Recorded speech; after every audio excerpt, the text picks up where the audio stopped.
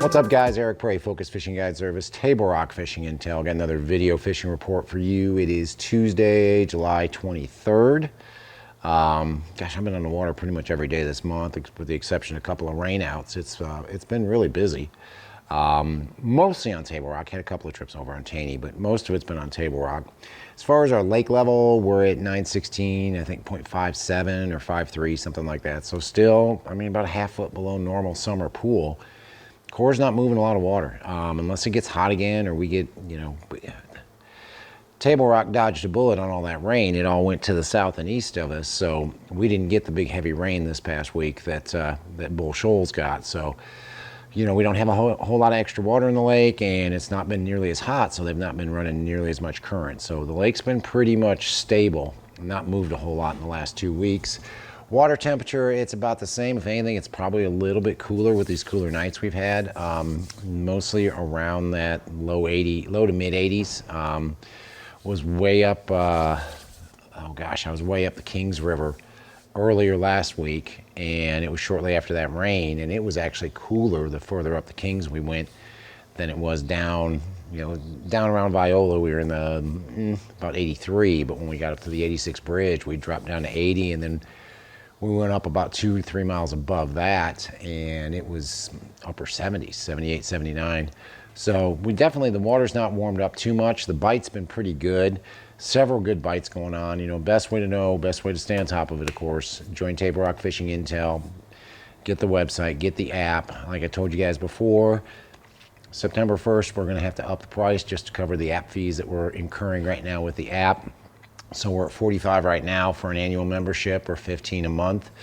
$45 obviously is your better deal. We're probably going to have to wind up basically doubling that just to cover the app fees that Apple and the Google Play Store do.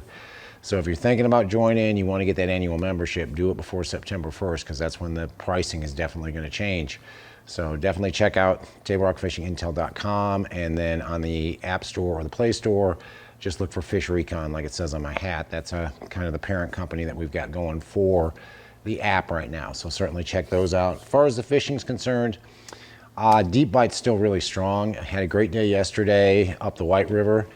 Most of those fish came out of trees. A couple off the end of a dock, but most of them came out of trees, and they're really not that deep. They're 20 to 30 foot deep over whatever. It doesn't really matter.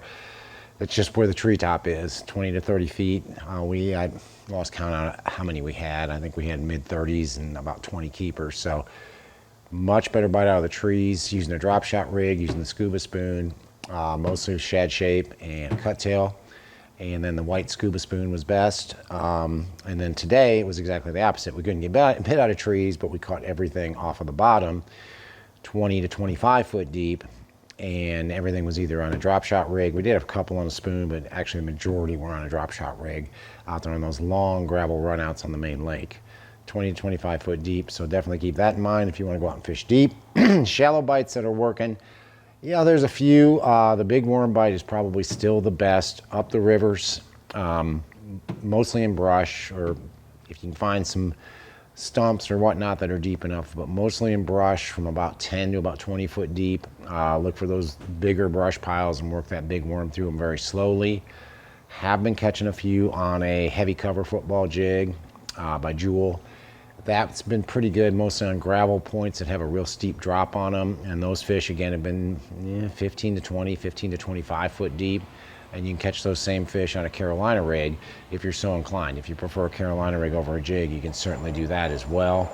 The flutter spoon bite and a lot of the other bites that we had 2 weeks ago, the deep crankbait bite, the flutter spoon bite, it seems like those have gone away with the lack of current. Not saying you can't go out and catch a few on a flutter spoon or catch a few on a deep crankbait, but boy, it's so much easier and so much better when you got a little bit of current running through the lake and really positioning those fish on the points. So if you do happen to get lucky and get on a day where we got some current, maybe we got a heavy rain, or the core's just running water for electric needs, definitely have a deep crankbait like a XD6 or something like that, or a flutter spoon like the Dixie Jet flutter spoon tied on. Have that laying on your deck, because there's definitely been some of that going on when you've got some current running. But other than that, I mean, the fishing's still been good. The deep bite is actually, I would say the deep bite's improved.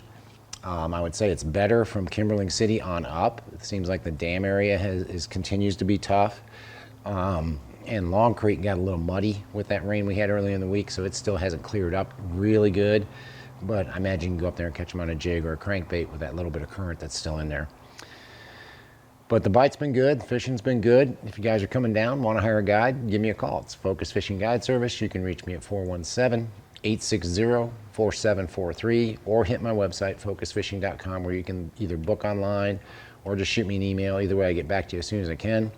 Thanks for watching the video, guys. And again, check out Table Rock Fishing Intel. Join before we do the price increase at the beginning of September. And check out the app as well. But thanks for watching. Can't wait to hear from you. We'll see you on the water.